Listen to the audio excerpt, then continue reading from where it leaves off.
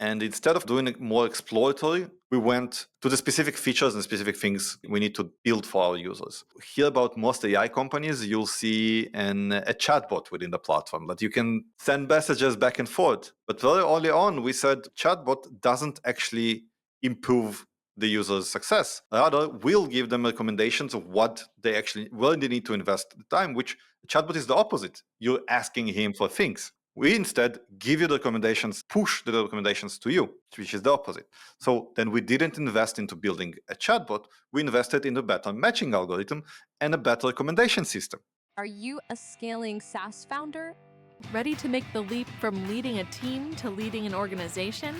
Join us each week as we refill your think tank with actionable tips and strategies from great business minds you know and those you don't know yet. This is SaaS Fuel with your host, 5-time entrepreneur, SaaS founder, and globetrotting adventurer, Jeff Maines. Welcome back to the SaaS Fuel podcast, where success in business, like in baseball, isn't about never missing. It's all about stepping up to the plate, taking big swings, and running hard on every hit. I'm your host, Jeff Maines. I help B2B SaaS founders like you grow from traction to scale. Here, growth is more than just numbers. It's about crafting a future-proof company, premium valuation, and leaders who build a business of significance while living epic, adventurous lives. What if the biggest obstacle to education isn't cost, but chaos? Every year, billions of dollars in scholarships go unclaimed. Not because the students don't need the money, they definitely do, but it's because the system is a tangled mess. Outdated directories, clunky application processes, and a flood of opportunities that feel impossible to navigate. Imagine being handed a phone book and going, here, find your scholarships in there and go apply to them. What? Instead of securing free funding, students often end up taking out massive loans simply because they don't know where to look. But what if technology could change that? And that's exactly what we're exploring in this episode. Today's guest has built the largest scholarship marketplace in the US, using AI to transform how students discover and win funding. We'll dive into how smart matching algorithms can cut through the noise and connect students with the scholarships that they have the best shot at winning, eliminating wasted effort and making education more accessible and, in the process, more affordable. But this isn't just about students. We're also pulling back the curtain on the two-sided marketplace powering this model and why it's a game changer for organizations offering scholarships. You'll hear how big brands are using scholarships as a strategic marketing tool. Yes, really, creating a win win for both sponsors and applicants. It's absolutely brilliant what David is doing. And if you think building a tech heavy company without venture capital is impossible, think again. We're talking about the real challenges and advantages of bootstrapping, how it forces focus, fuels innovation, and most importantly, keeps the mission at the center. If you're interested in how AI is solving real world problems, how bootstrap startups can take on broken industries, or just how to think differently about funding and growth, this episode is packed with insights you won't want to miss. Let's dive in. Our expert guest last Thursday was Raj Nation, founder of Startup Hype Man and known as the voice of startup culture. He shared how storytelling can transform the way founders pitch their startups. Raj revealed the K-PASA formula, a method that helps founders connect emotionally with investors, customers, and partners to create an irresistible pitch. So good. And our founder last week was David Hirschfeld, founder of Techies and creator of the Launch First system. He broke down how startups can go from concept to cash flow in months, not years. David explained the importance of validating ideas early, engaging early adopters, and building high fidelity prototypes to avoid the common pitfalls that cause startups to fail. If you missed either of those episodes, they are loaded, boatloads of value. Go back and give them a listen. My guest today is David Tabachnikov, CEO of ScholarshipOwl, the largest scholarship marketplace in the entire country. David and his team are leveraging AI to connect college-bound Gen Z students with private companies through scholarships, making education more accessible while helping brands engage the next generation in a meaningful way. Before moving to New York, David led R&D teams in Tel Aviv's tech scene. Man, things are really hopping over there. And he was also an engineer at Google where he worked on Waze. His experience in AI-driven marketing and marketplace innovation is redefining the way scholarships are awarded and utilized as a marketing tool. Welcome, David Tabachnikov. Hey, David, welcome to SaaS Fuel. Yeah, it's my pleasure. Happy to be here. You started as an engineer at Google working on Waze, and now you run ScholarshipOwl, which is the largest scholarship marketplace in the US.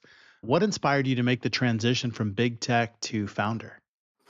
I actually founded a few companies before that. Like Google was in the middle of my career, and I managed development teams and founded a few companies before Google as well. So that transition, and I'm an advisor and investor in a number of other startups as well. So that transition was not as big as it sounds. With that said, back at Waze, one of the goals of what we were working on was optimizing traffic, right? By using data and mapping the world's routes. And when I started looking into the scholarship space in the US, what I found out is that it's a lot more messy than the traffic in the world.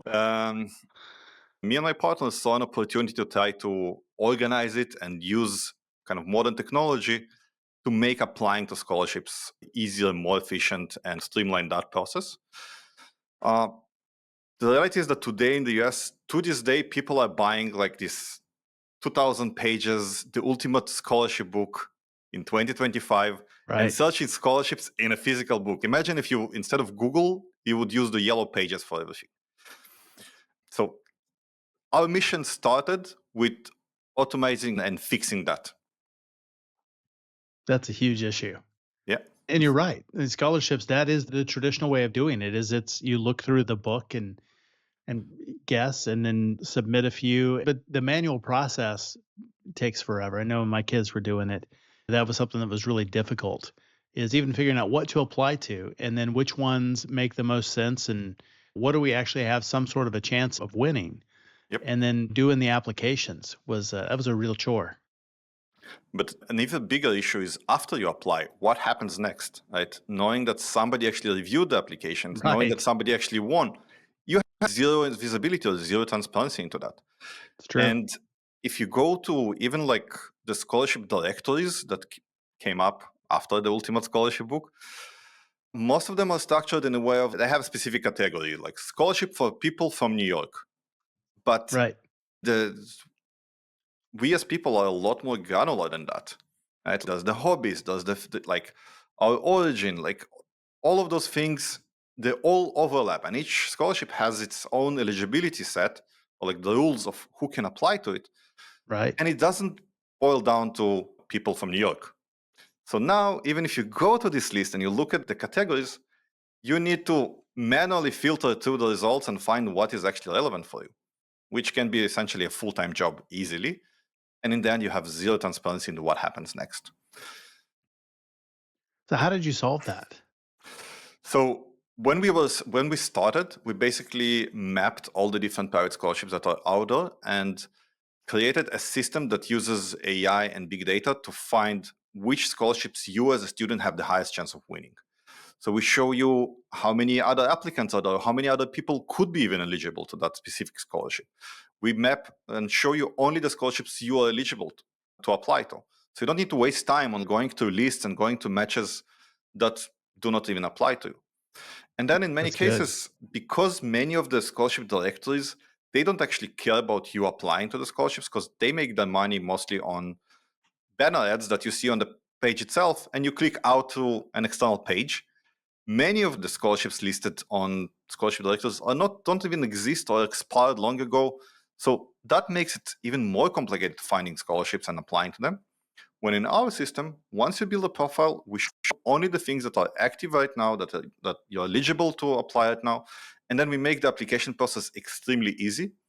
So basically, with the one click, we do the whole submission for you, and then we show you what happens after the application itself. And by leveraging all this data, all this information, we more than double the chances of students winning private scholarships while spending a lot less time doing it. That sounds pretty amazing. I wish that had been something that was available when my kids were doing it. So, No, yeah, it probably would have changed the game. Student debt is a major issue, it's and $1.8 having that trillion where it's dollars. yeah, yeah, and we're being able to do something that's hyper targeted for a scholarship campaign. You could maybe even make it college education debt free, have it completely paid for, or the majority of it paid for through scholarships like that. Like one of our beliefs in ScholarshipOwl is that the same way that Google Ads made the internet free, scholarship campaigns can make education debt free. And that's what we're working towards. That's what we're trying to achieve. And after we built kind of the aggregation and matching system, what we learned very quickly is that one of the most efficient ways to reach Gen Z is by running your own scholarships. So we started running our own scholarships and we started working with other companies to create scholarships that are available on our platform that students can apply. Basically, essentially to increase the supply of scholarship that is available out there while making the kind of the data about the winners and the application data more transparent, and by that kind of increasing the available funds as well and decreasing the unclaimed funds. There's over $100 billion a year based on some estimates of unclaimed scholarship money in the US, which Wow. means somebody created a scholarship, defined it, and then they said, okay, let student apply to that. And then student don't even find it. And in the end of the Wow. term of the scholarship, the money goes to nobody. On our system, that number is zero. Every single scholarship that is on our system is going to a student. That's amazing. Yep. And ultimately, that's what you want. That's what the students want, and that's what the scholarships are created for, Yep. is to help the students out. So I think that's very admirable and amazing statistic. 100 billion a year that's left on the table. Yep. Education financing issue in the US is a huge issue. Yes, Student debt is the second biggest debt in the US. It's pretty crazy. it is. It is. And then once we had all this demand for scholarships in the platform, we had all the people who are coming to find scholarships. What we started doing is started working more and more with brands and companies and organizations to help them create scholarships. And about a year and a half ago, we automated the whole process. And now, if you want to run your scholarship, you go to ScholarshipOwl for Business, and within 5 minutes, you can run a scholarship. We handle all the legal part of running the scholarship. We handle the management of the funds. We put it in front of the students. In front of the. At this point, we have 10 million students within the platform. So within the 10 million students, with 200,000 coming every month, we put your scholarships in front of them. Use our advanced matching system to find the right student for the right scholarship, and kind of create this closed ecosystem. When the more brands and companies we work with on the business side, the more funds are available within the system, which means the more students are winning scholarships, which means more of Right. them are applying, and it becomes like this closed flywheel of the two sides supporting each other. And that's been our focus for the past year and a half.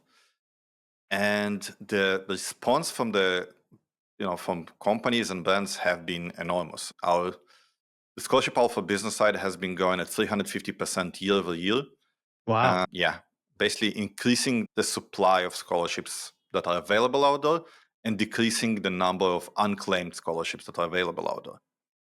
That's so good. Yeah. And it's really fascinating because two-sided marketplaces are notoriously difficult to scale Yep. because it's a chicken and egg thing. You have to have the people for the product, and you have to have suppliers for the product to get the people. And so in this case, you have to have students that are looking for scholarships, and you have to have scholarships available to the students. Yep. It was the business piece that you added in that really solved the problem there of connecting those two, or did you go about it some other way?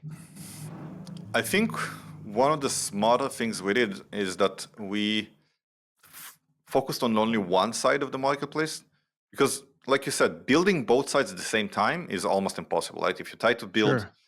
something like Airbnb or Uber and you don't have the apartments, or you don't have somebody who rents them, or you don't have the drivers or the riders, like Right. one cannot scale without the other.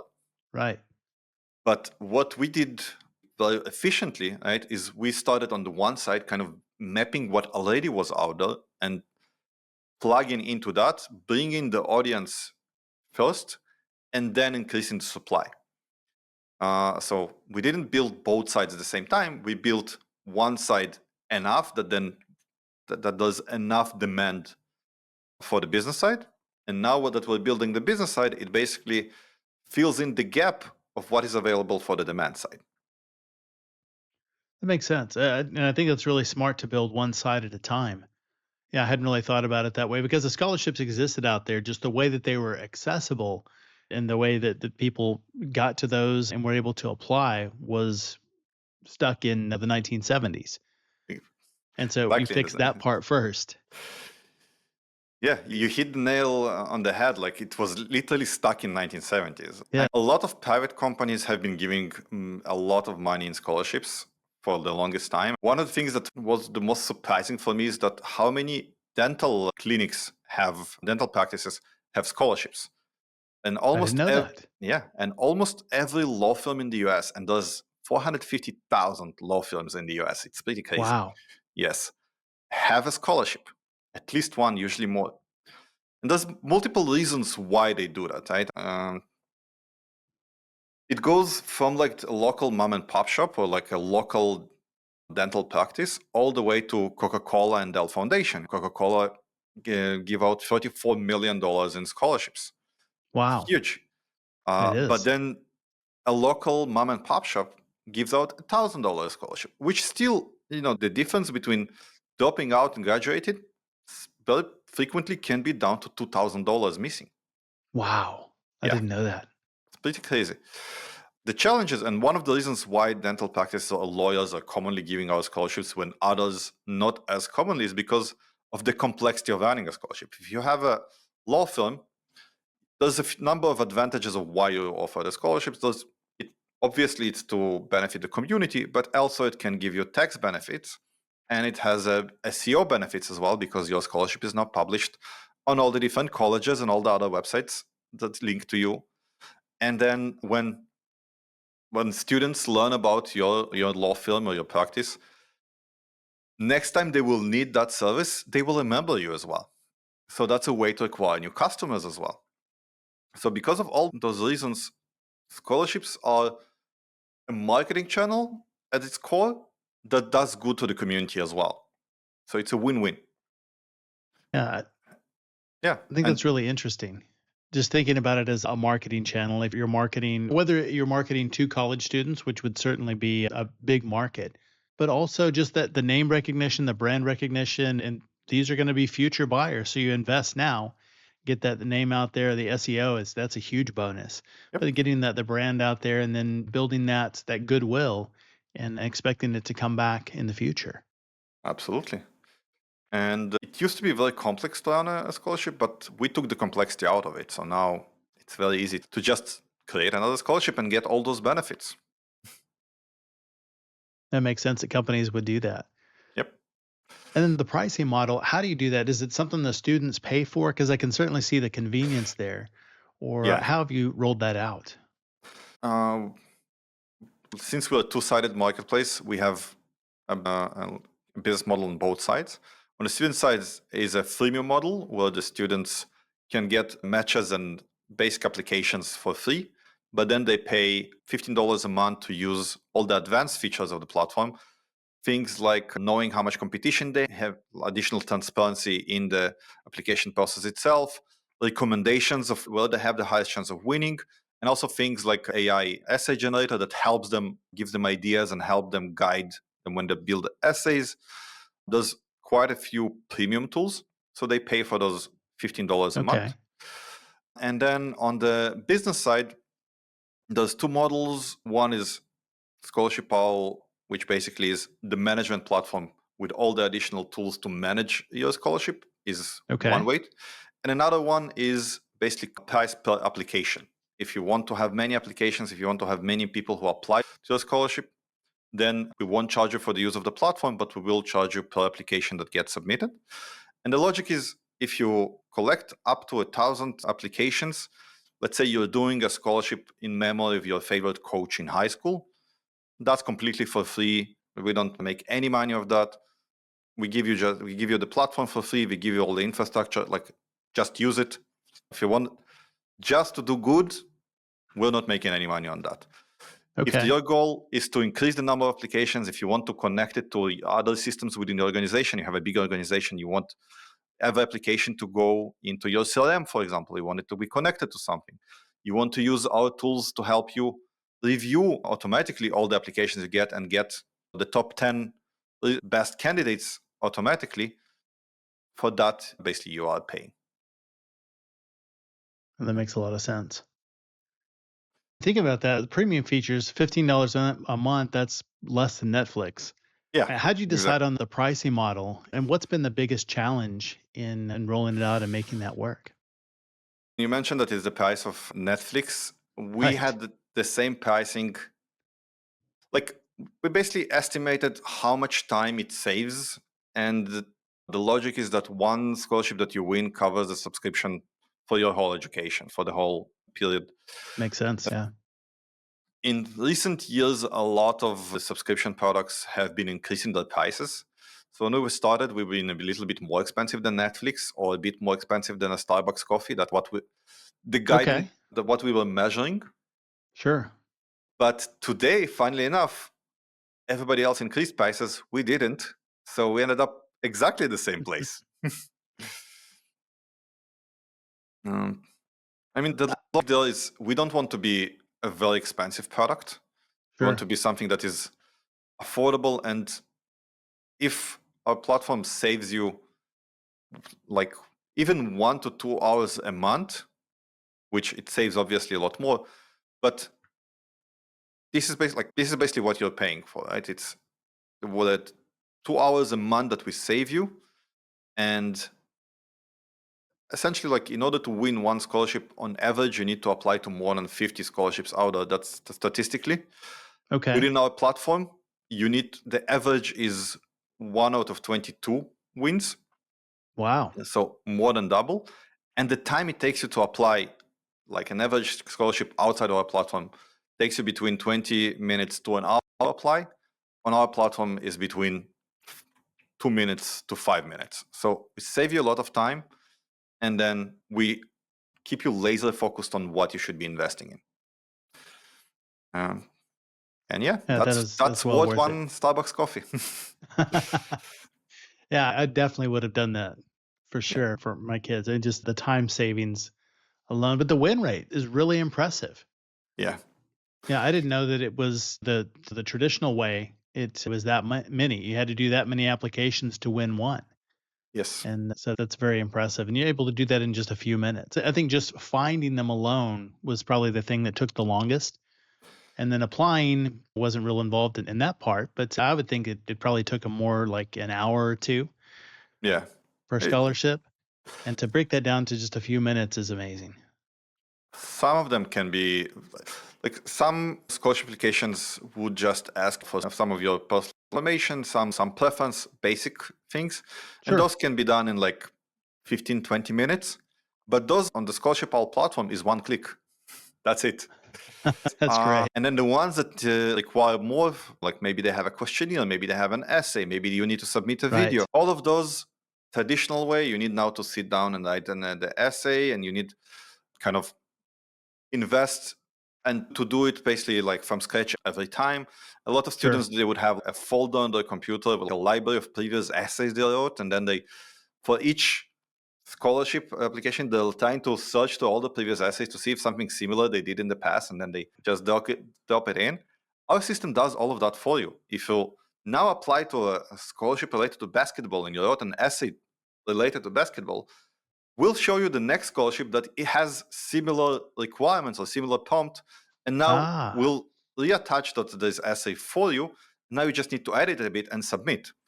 So that's just one of the examples of how we leverage AI and smart algorithms to save you time. It's a good use case for AI. Yeah, yeah, And so yeah. it's really connecting the right students with the right scholarships. Yeah. Our biggest kind of differentiator, biggest advantage, because we as a company, we're a tech company first, right? We don't come from the higher ed space. We come from the technology side. Our underlying technology is a lot more powerful than it seems at first. And we've been an AI first company for the past 5 years. In fact, funny story, we built an AI essay generator within the platform, build an MVP of that within the product in 2020. Wow. And yes, That's and very early. and back then, that's a lesson for me. I felt that people will misattribute it and think that this does the work for the student instead of helping them because of the perception.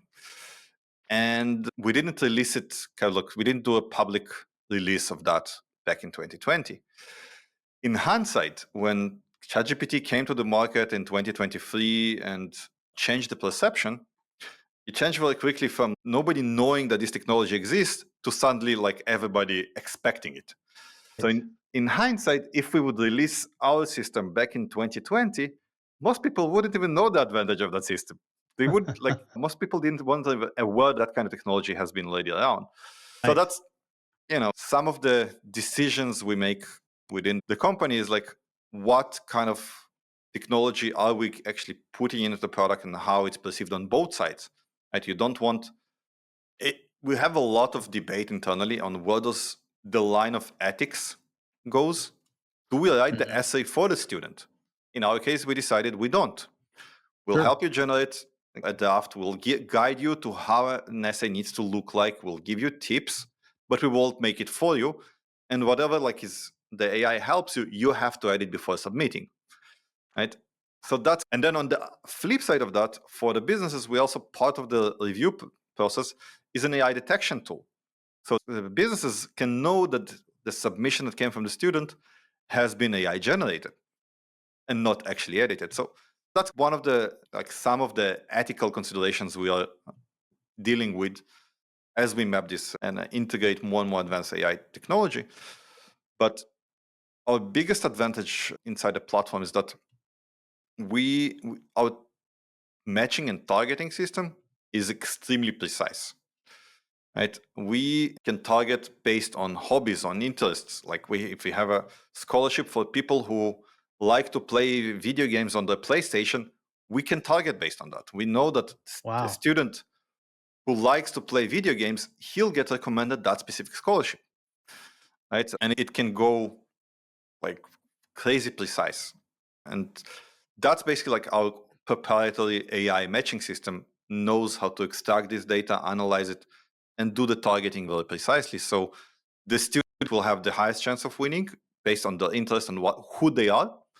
And then the brands will be able to find the right audience for the message they're trying to put out there. That just makes it that much better from a marketing standpoint because you can really target exactly who you want with that scholarship, the types of people that you want to engage and build that brand loyalty with. Absolutely. That's Yeah. exactly what we're aiming for. And there's quite a few interesting kind of case studies on the brand side. One, we had a few very interesting brands running scholarship campaigns within the platform. One of them was an indie movie studio that made a movie that was targeting Gen Zs. It's a comedy. And when they started running this movie on movie festivals and promoting it within indie cinemas, the audience there is usually older and they just didn't connect with that movie. And they ended up having a score of 40 on Rotten Tomatoes and movie scoring sites. Wow. That's tough. And it is. Imagine Yeah. you're that movie, right? That's it. You're toast basically at this point. Yes. So that's when they came to us and they ran a campaign, basically a scholarship campaign, when the scholarship application was to watch the movie and leave a genuine review on Rotten Tomatoes. Within 3 weeks, they went from 40 to 86 with a lot of excited comments of people who loved that movie. So it was just a matter of finding the right audience. It wasn't a bad movie. I watched it, I enjoyed it a lot, right? But Yeah. when you put it in the wrong audience, it tanks. But when you target it properly Yeah. on the right audience, if you go to Gen Zs who love movies, who are interested in that kind of content, it sold. It was a great success. It's a really good use case. Yeah. Yeah. Another interesting use case was one of the brands we worked with was Samsung, and they were trying to find ambassadors that would help them sell their cell phones in 40 different regions in the US. And they tried Google ads, Facebook ads, like all the different channels to reach those specific 40 regions, and everything failed. And that's when they came to us. And within less than a month, basically the targeting was students from those 40 regions who are either using a Samsung phone or willing to switch to a Samsung phone. And the submission for the scholarship was a video of why you would be the perfect ambassador for a Samsung. Oh, that's good. Within less than a month, we over-delivered in all 40 regions, and they got twice the number of ambassadors they needed, out of which they chose the perfect candidates for themselves. So that's an example of recruitment to scholarships. So and it's another way that our hybrid targeting works really efficiently. I never would have thought about a use case like that, but that's really smart Yeah. to do that and recruit. A lot of AI-driven startups require pretty significant investment, and you've grown ScholarshipOwl without massive VC funding, which I love bootstrap companies. Yeah, how do you build cutting AI tech while staying bootstrapped? Ready to future-proof your company and scale to new heights? Dive into the ultimate resource designed just for SaaS founders and C-suite executives. Champion Leadership Group gives you an unfair advantage in scaling up revenue and outwitting competitors. Imagine solving your biggest scaling headaches and hitting 5, 10, 20 million ARR and beyond with ease. We take away the guesswork and the grunt work and replace it with framework by supporting you with our on demand fractional C suite team, a powerful operating system built into software, and a thriving community of fellow scaling SaaS founders. That's how we make it happen. If you're stuck at your current revenue level, this is your ticket out. Feel like your company is the world's best kept secret? We amplify your success. And hey, if you're already crushing it but too busy to breathe, we got your back. We'll free up 20% of your time in the first month.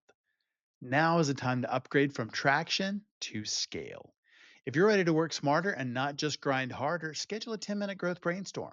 Completely free, not a sales call. You can't buy anything on there. And we will pinpoint the number one thing blocking revenue. Visit championleadership.com. That's where leaders evolve and companies transform. Yeah, building a bootstrap company is challenging to begin with. Building an AI technology heavy company is hard to begin with. Doing that Sure. bootstrap, it's extra hard. Believe it. I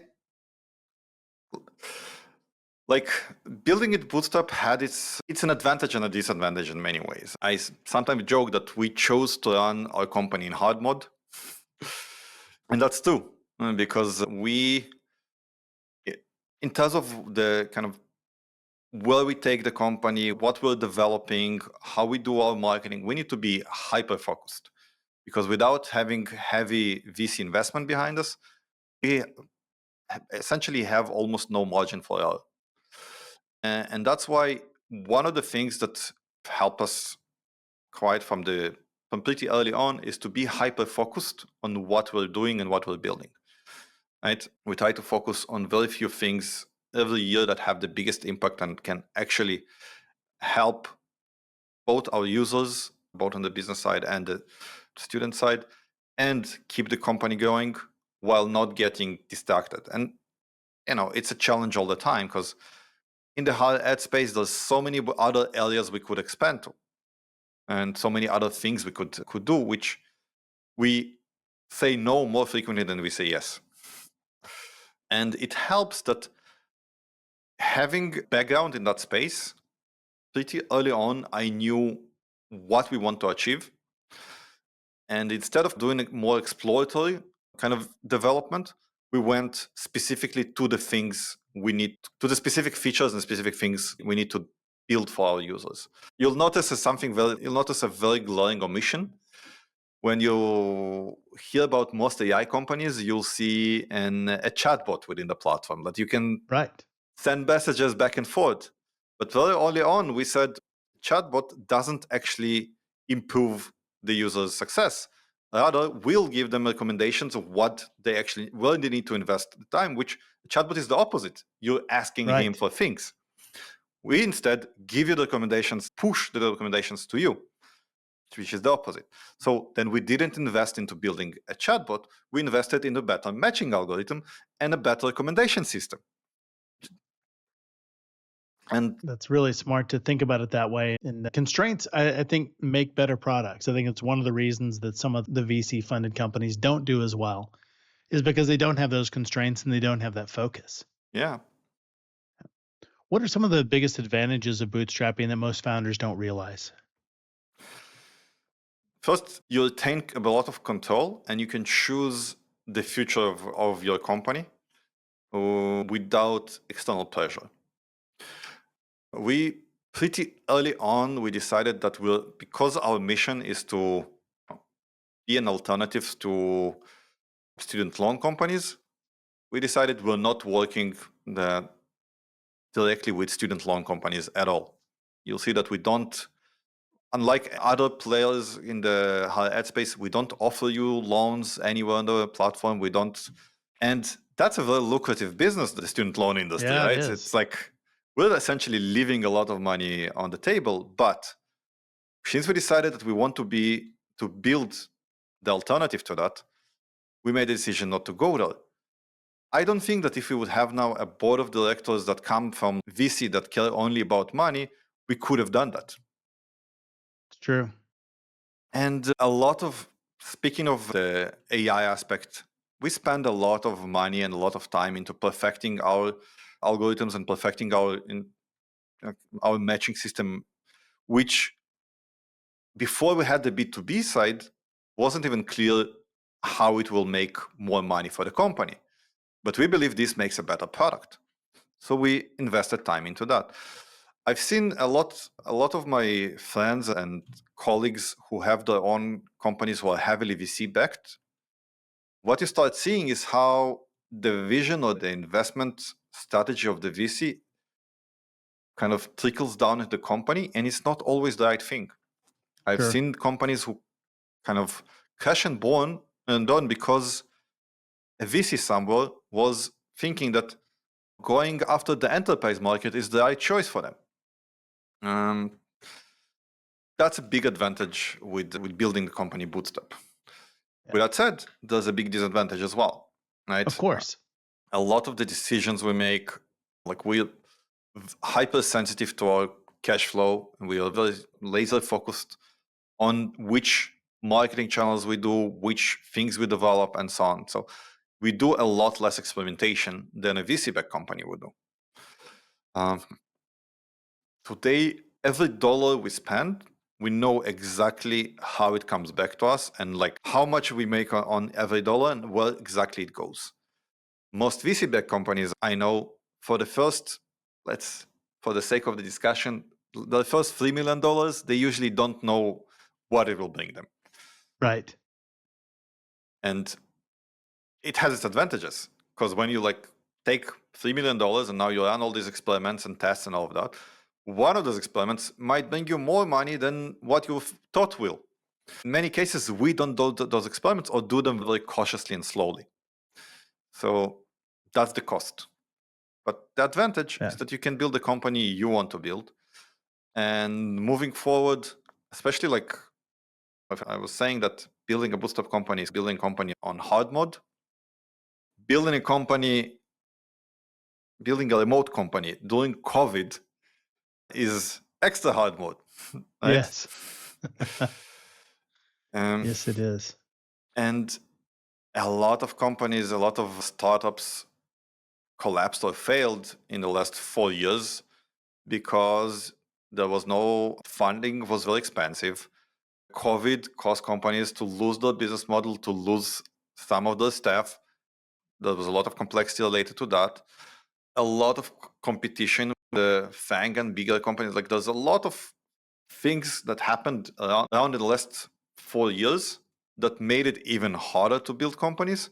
And if you have Yes. that with the pressure of the venture capital pushing you towards what they think right and wanting you to either build something quick or fail because they want that money for something else, like a lot of companies didn't survive that. Yeah, We, on that's the other true. hand, when COVID started, I mean, for us, it was business as usual.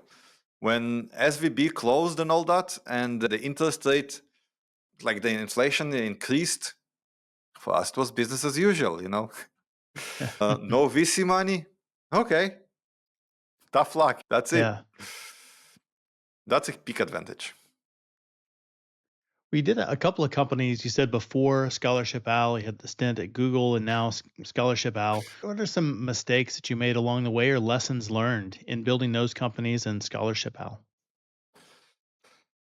Uh, I know that might sound as a cliche, but pick your partners very wisely, It's a good one. because in any red flags at the beginning will become a bloodbath later. So good. Yeah. It's true. So that's one very important thing to remember. And it can be hard on both sides. If you have a partner who is not the right partner, it will be extra hard. But also if you don't have the partner and you're all alone, that's also extra hard. I'm not sure which one is harder, to be honest. Yeah. Then one thing that I see a lot of companies do, a basic mistake, especially as we were talking about VC-backed companies, is essentially starting the company and kind of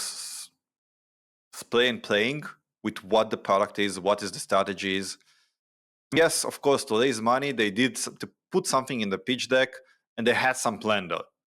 But then Right. 2 weeks later, something changes the market or some competitor does something, and then they pivot to that, or they change the idea, or they look at some Right. competitor and say, oh, that's a good idea, let's switch to that.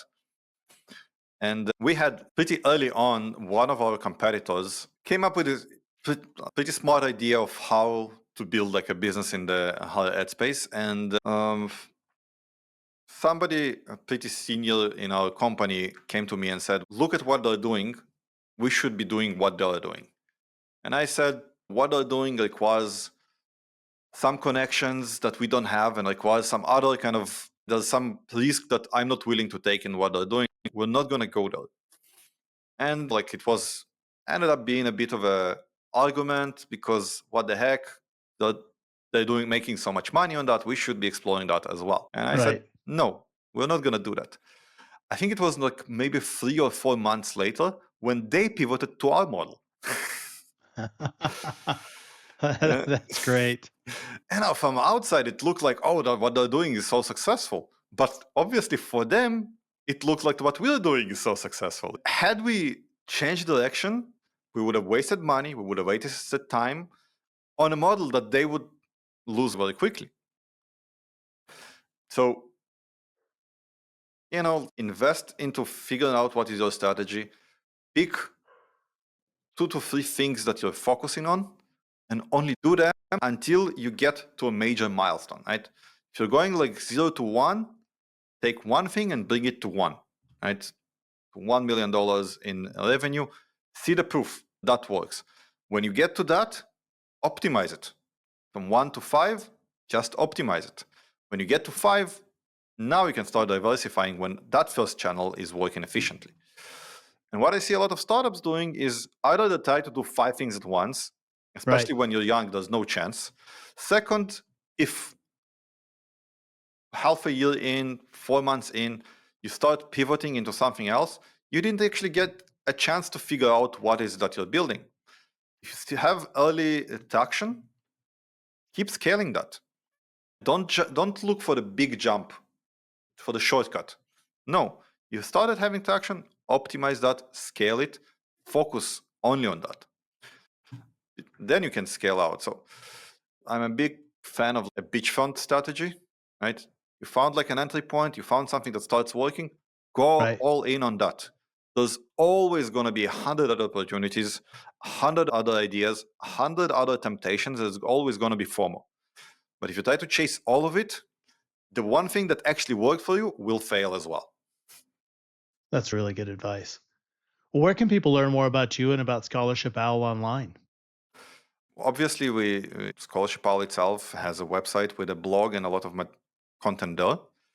I also have a small YouTube channel where I do a lot of technology things, tutorials, and sharing some of the learnings we do. That would be another kind of place to see. But in ScholarshipOwl, we also do weekly webinars to teach both students and businesses on how to apply and win scholarships, on how to run scholarship campaigns. And we try to put a lot of information out there. So scholarshipOwl.com and business.scholarshipOwl.com would be your main sources. Excellent. We'll make sure to link that in the show notes. Yeah. David, such a great conversation. Love what you're building. Thanks for being on SaaS Fuel. Thank you so much for having me. Thanks again, David, for coming on the show and sharing your journey and insights. You can learn more about David and Scholarship Owl at scholarshipowl.com. As always, all links, highlights, resources, and full show notes are available at saasfuel.com. And be sure to check us out on YouTube as well. Full video episodes, shorts, outtakes, trainings, and that's at our channel. It's at Champion Leadership on YouTube. Thought leaders share. I'll bet you're a thought leader because you're here. Share this episode with someone who's always looking to grow and lead better. Everyone who shares this week gets a teleportation device that works exactly once. Use it wisely or maybe just to avoid traffic. What if your product could drive growth while making a real social impact? I love those. Join us next time as Mohan Rao, Chief Product and Technology Officer at Known Well, shares how innovative product strategies fuel rapid growth, scale businesses, and create lasting value. Then we'll sit down with Daniel Borba, founder and CEO of Spark Portal, to explore how video marketing is evolving for SaaS and B2B companies. With his video as a service model, VAS, right? VAS, video as a service, Daniel is challenging the way businesses use video content to drive engagement and revenue. I will see you next time, and as always, enjoy the journey. Thanks for listening to SaaS Fuel. Full show notes for each episode, which includes a summary, key takeaways, quotes, and any resources mentioned, are available at saasfuel.com. Be sure to follow and subscribe wherever you listen to podcasts. And if you're enjoying the content and getting value from these episodes, please leave us a rating and review at ratethispodcast.com/SaaSFuel. We'll be sure to read these out on future episodes.